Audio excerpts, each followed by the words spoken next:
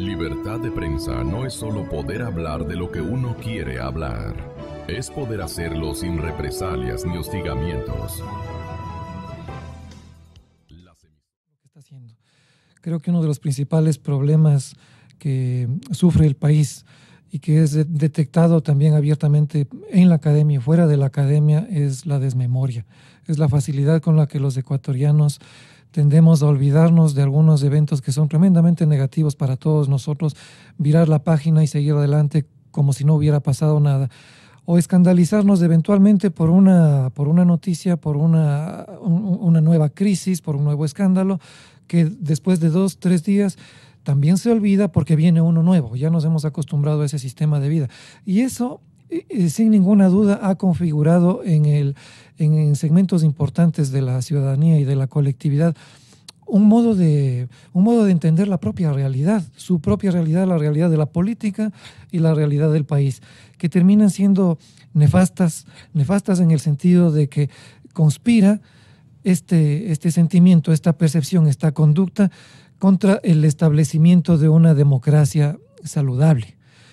En primer lugar, el tema de la corrupción, como usted bien lo ha señalado, no es algo que deba únicamente preocuparnos porque está ocurriendo en nuestro país o en algunos países de la región. No, sin duda ha existido desde la antigüedad. Hay muchos datos, anécdotas incluso históricas muy interesantes de cómo en Grecia, en Roma ya se hablaba de situaciones de corrupción, de sobornos entre altos magistrados y cómo se intentaba legislar y combatir esto. Y la historia nos ha demostrado que la legislación por sí sola no basta, no alcanza para controlar la corrupción, porque incluso desde un punto de vista filosófico hay quienes creen que la corrupción es intrínseca a algunos seres humanos, en tanto los seres humanos son muy proclives a enfocarse en una visión de éxito, en un camino hacia el éxito, que en mucho depende de cómo los estados, de cómo los gobiernos configuren esa noción.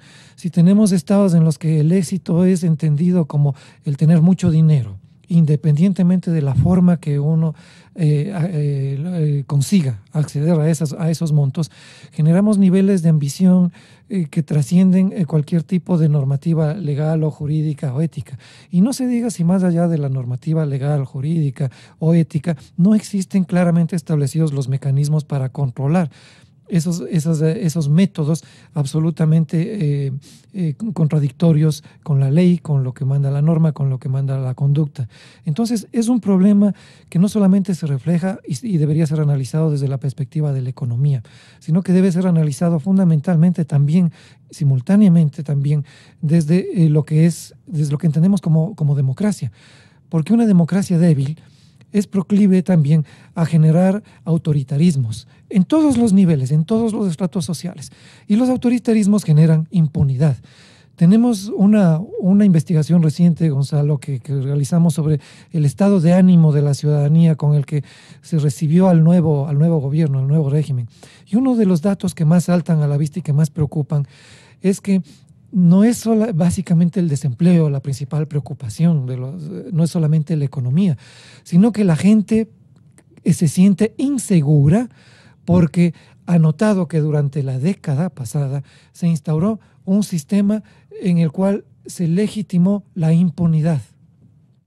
Es decir, todos los ecuatorianos, no solamente quienes estamos vinculados a un sector de la producción, a la política, al análisis, ¿no? Todos los ecuatorianos que no hemos participado y que no tenemos nada que ver en el cometimiento de estos actos de corrupción, hemos visto cómo la impunidad con la que se manejaron durante 10 años estas actividades ha producido un estado de absoluta inseguridad en todos nosotros.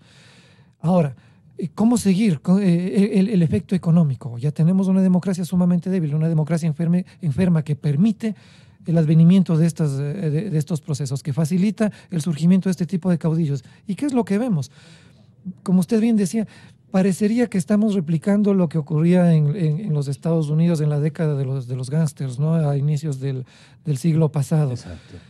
Y efectivamente, Gonzalo, usted acierta en ello, porque no es una figura metafórica. Es absolutamente claro que en los últimos años se crea una franquicia delincuencial que se expresa a través de cárteles políticos que empiezan a operar en la región. Entonces, a estos cárteles políticos, en América Latina, sin ninguna duda, a estos cárteles políticos, esta franquicia les permite operar a través de un recetario que es común a todos ellos. Campañas de comunicación permanentes, donde se dividen a las sociedades en buenos y malos, una retórica neopopulista que sataniza el emprendimiento, que sataniza la ética, que habla de revoluciones, de renovaciones, de refundaciones, y divide a los países. De equidad, inclusive. Sin duda. Y divide a los países en dos.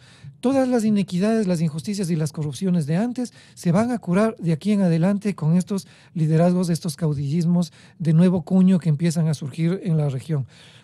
A esta campaña, que además es de fanatización de estos seguidores, porque efectivamente es un discurso muy potente, apalancado en datos reales de todo lo que una sociedad vivió durante décadas, de las injusticias, las inequidades que vivió durante décadas, producidas por malos gobiernos y por malos sistemas.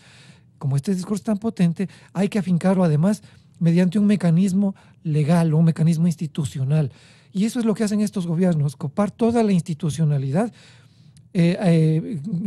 eliminar, adueñarse, totalmente, eliminar la autonomía de los organismos de control, de los organismos de justicia, de los organismos de fiscalización, ser mayoría en la asamblea, en las asambleas, en los poderes legislativos, convocar a constituyentes.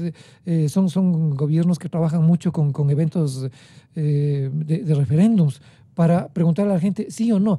¿Está de acuerdo con combatir la injusticia social a través de tal mecanismo? Obviamente la gran mayoría va a decir, sí, estoy de acuerdo. A nadie le dicen lo que está en el fondo.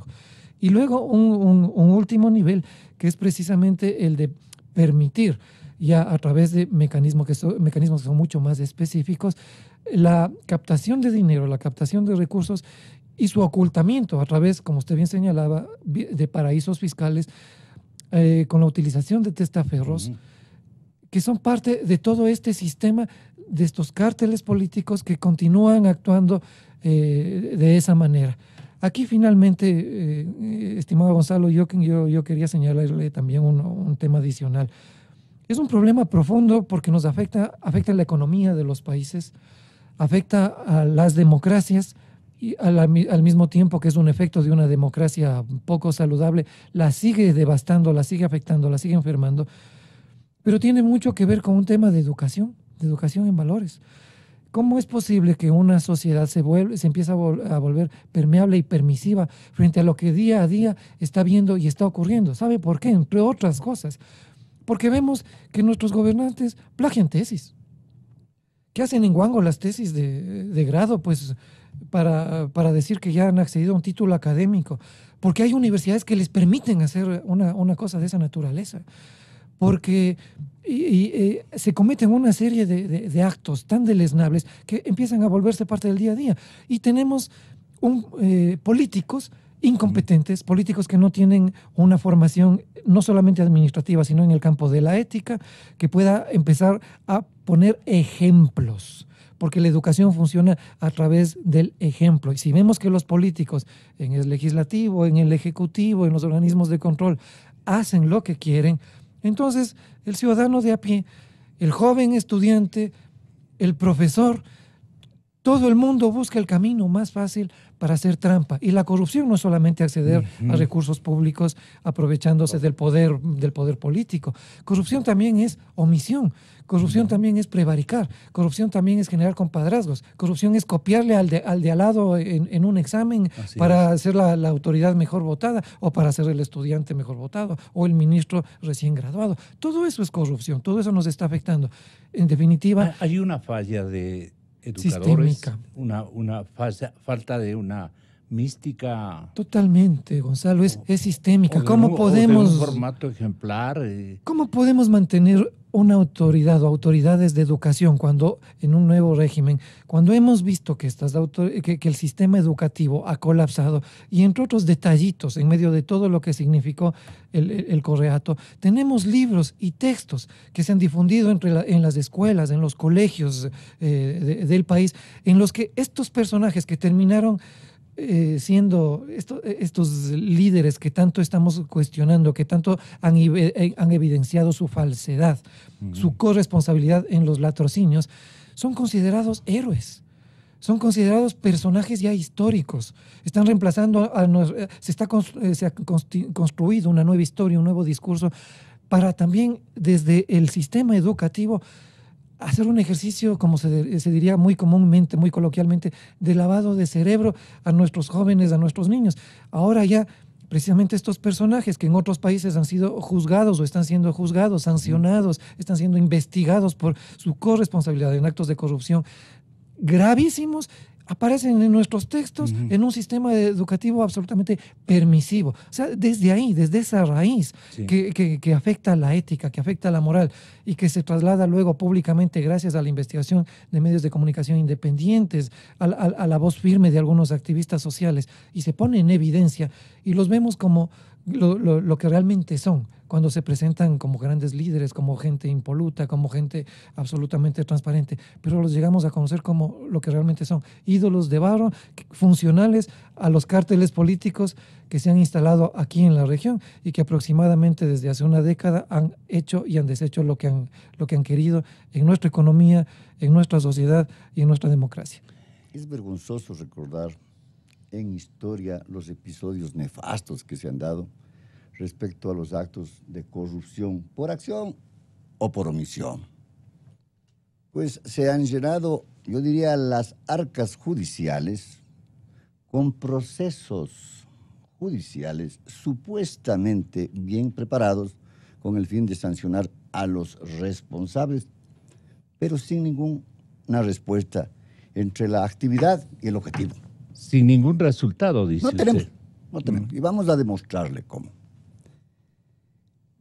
El señor doctor Ich ha hecho una exposición brillante de antecedentes, pero yo ya me subsumo ya directamente a cuáles son los problemas de la Administración de Justicia. Se ha dicho y repetidamente que los problemas de la Administración de Justicia se resumen en tres: el plano estructural, el plano presupuestario y el plano procesal. En el plano estructural, Gonzalo y ciudadanía, tenemos al talento humano, al modelo de gestión, a la infraestructura civil, a la infraestructura tecnológica y con énfasis digo, y a la cooperación interinstitucional. Ya voy a hablar sobre esto. Podríamos hablar horas sobre este tema, ¿no es cierto? Pero nos preocupa... ¿Qué podríamos hablar horas? Porque en el talento humano, en el modelo de gestión, en la infraestructura, etcétera, podemos hablar porque cómo se eligen a las personas, de dónde vienen las personas, quiénes son estas personas, ¿existe la suficiencia para la capacidad y experiencia de estas personas? Podemos irnos largo tiempo por los procesos evaluatorios, etcétera, a eso me refiero. Entonces, nos encontramos con que todo este talento humano y este modelo de gestión no ha funcionado. Al extremo de que en la consulta popular de este año, 2018, en el mes de febrero, pues el pueblo ecuatoriano dijo en su mayoría, váyanse todos, en otras palabras. Sí. Ya basta de sinvergüenzadas y de sinvergüenzas, ¿no es cierto? Pero no solamente hay que enfocarlo en este último momento, esta situación vergonzante y vergonzosa, sino en la permisibilidad, y a eso se refería Gustavo H., en la permisibilidad de crear leyes, ¿no es cierto?, que favorezcan a que la delincuencia no retroceda, se incremente y, por supuesto, la impunidad reine. Vamos a mencionar. La Constitución del año 2008 establece el marco de los requisitos que deben reunir y cuántas personas deben ser designadas a través del Consejo de Participación Ciudadana. Unos se repartían y los otros les agradecían con la otra el repartimiento. Unos se elegían y otros se elegían así. Así se eligieron. Es vergonzosa leer esa disposición desde el 2007 hasta el 207 hasta el 2010 creo que de la Constitución. Da vergüenza. Y estos son los enquistados hasta ahora. Menos mal, ya falta poco tiempo para que abandonen sus lugares. Se crearon leyes permisivas, ¿no es cierto?, para restar el informe de Contraloría y de Procuraduría en la contratación pública. ¿Cierto?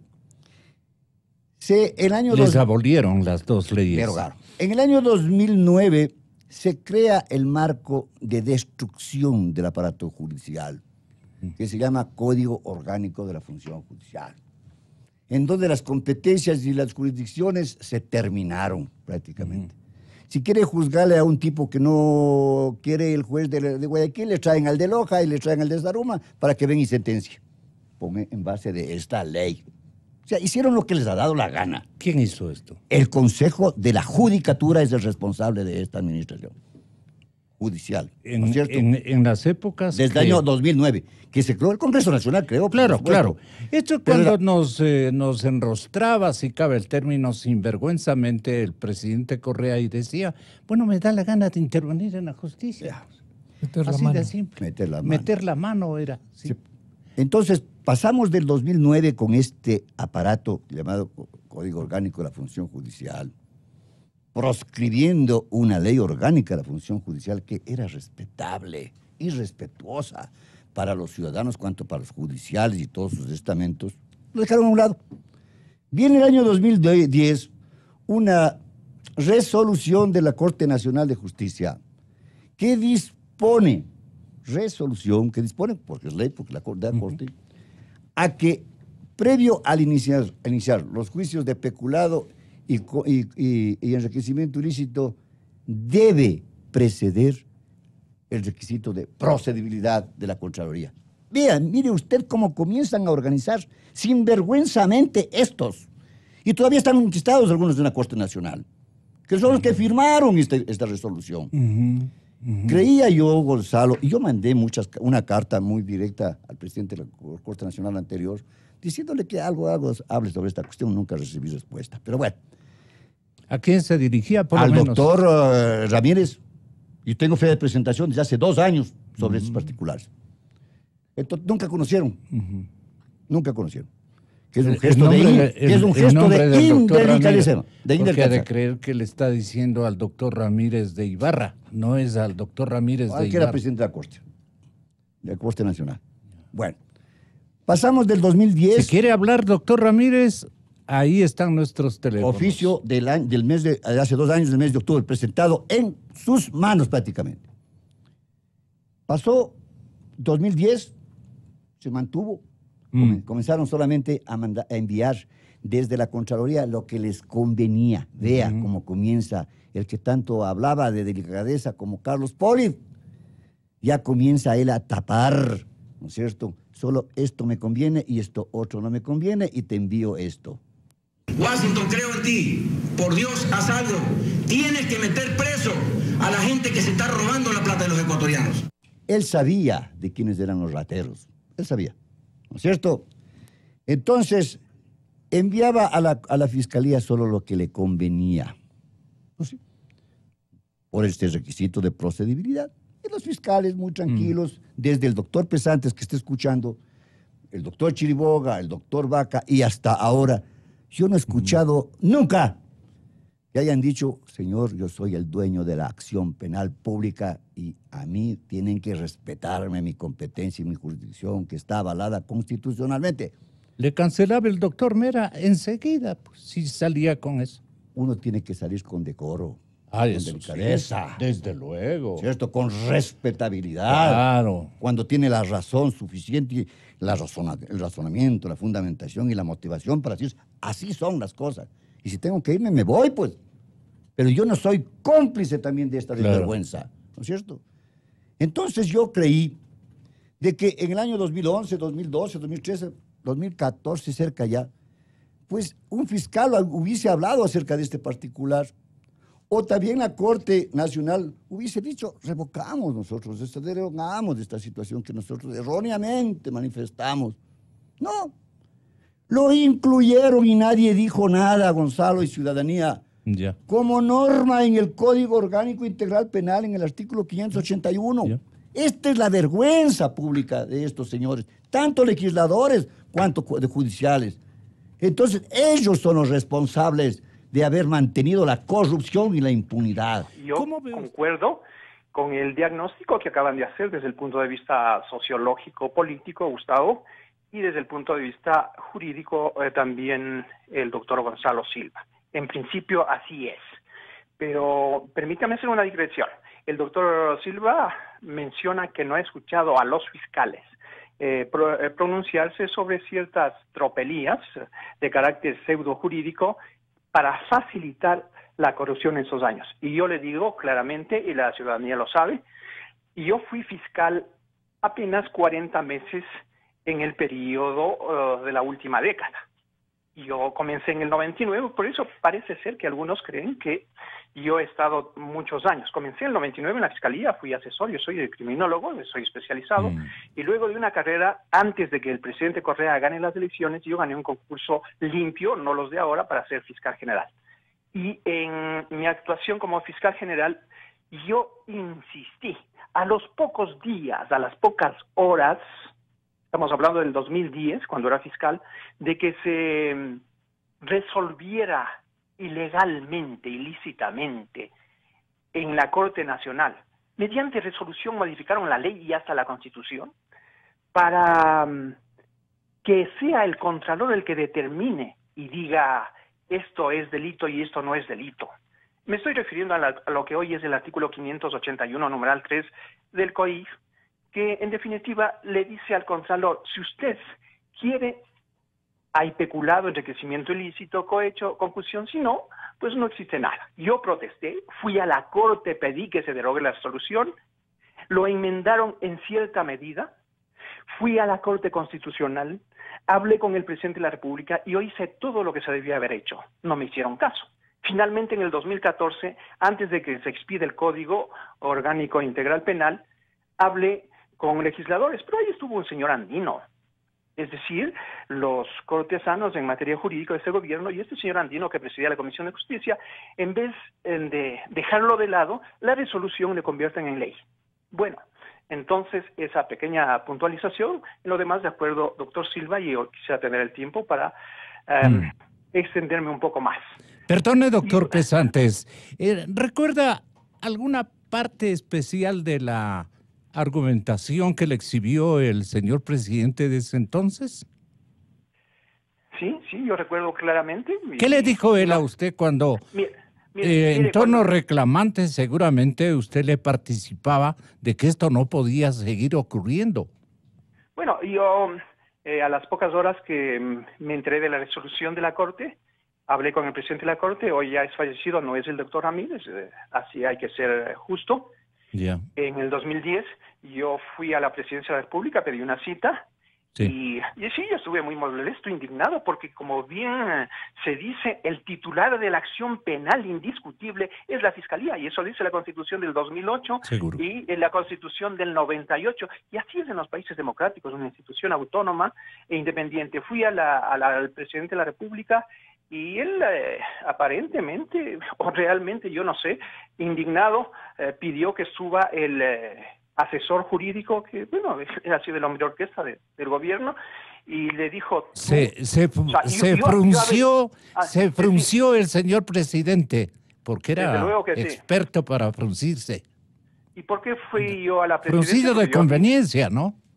Sí, y yo averigüé de dónde venía este entuerto, esta mañosería pseudojurídica, y yo me enteré que eso partió de la Secretaría Jurídica de la Presidencia de la República, pasó por Contraloría, y bueno, recibieron el visto bueno de los magistrados de la Corte Nacional de Justicia. Dicho sea de paso, yo entre paréntesis, cuando le pusieron libre a un narcotraficante que tenía 25 años de prisión, o de reclusión, más bien, yo dije que eso era peor que la pichicorte. En fin, yo siempre hablé con claridad de frente porque creo que me asistía a la razón. Entonces, estuve con el presidente de la República a decirle, de aquí ha salido esto, llamó al secretario general, el secretario general subió a su despacho y le increpó. Le dijo, tú me pediste que esto se haga, y el fiscal está molesto y dice que esto es ilegal, y a esto me cambias. Así le dijo. Dijo, sí, señor presidente, esto es para proteger a nuestros funcionarios. Yo casi me desmayo, realmente me indigné. Yo he tenido más de una vez cruces muy fuertes con aquel personaje, de manera que ahí comenzó a diseñarse una especie de esquema para permear la corrupción. Permear la corrupción porque no solamente es eso. Ya controlan Contraloría y obviamente controlan el proceso penal.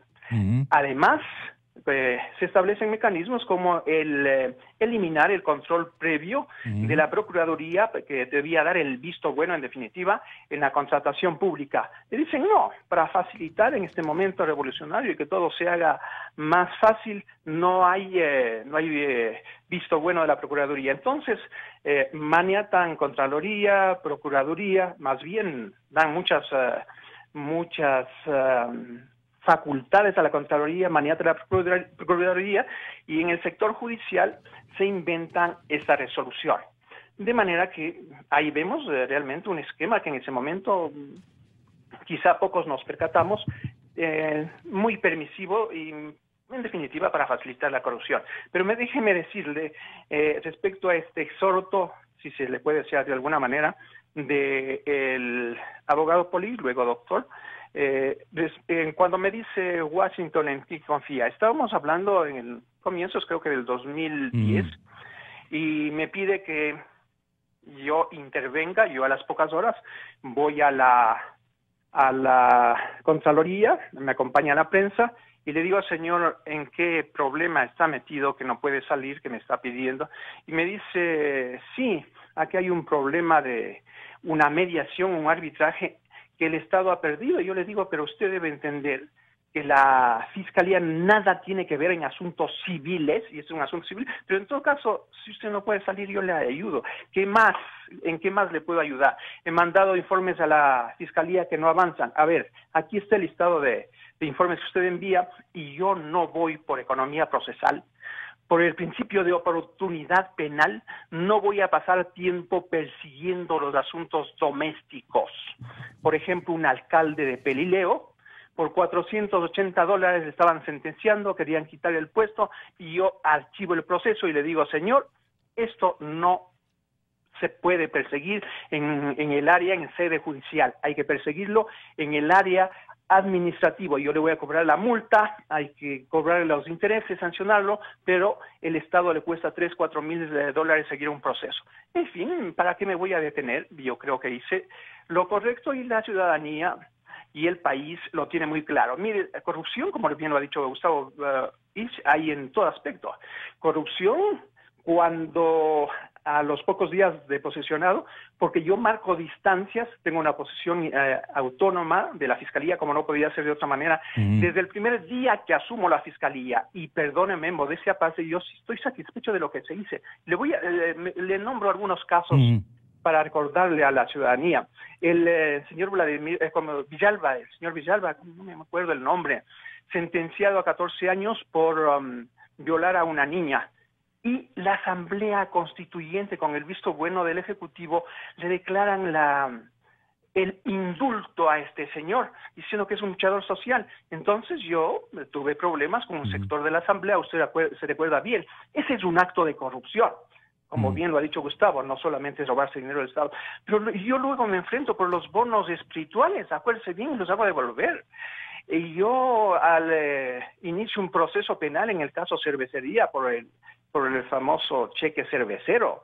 Y yo inicio los únicos casos de peculado conocidos en esta década contra 3 ministros, salud, agricultura. Yo comencé con los 8 casos del Ministerio del Deporte. Yo no tengo las llaves de la cárcel, como dice el señor Poli, para meter preso, Guacho mete preso. Yo inicio una investigación y acuso y solicito medidas cautelares.